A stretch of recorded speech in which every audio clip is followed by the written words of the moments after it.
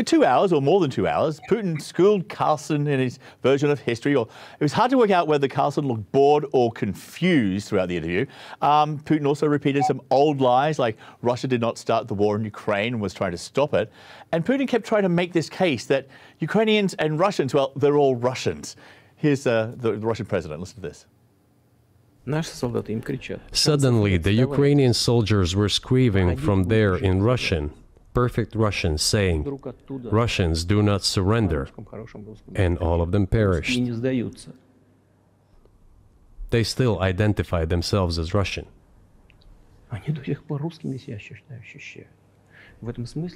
What is happening is, to a certain extent, an element of a civil war.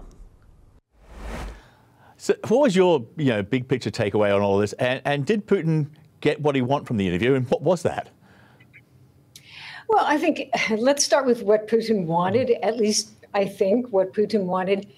Number one, it gave him an opening to talk to the American public. And that's really important because he feels that the standard traditional media don't cover what he says. And here was a way directly to, with a high-profile interview, to get to the American public, and I would say to probably influence the upcoming 2024 election. Did he succeed on that? That's one purpose. I don't think so. I mean, if you look at the interview, the way it started, it went on for a half an hour with a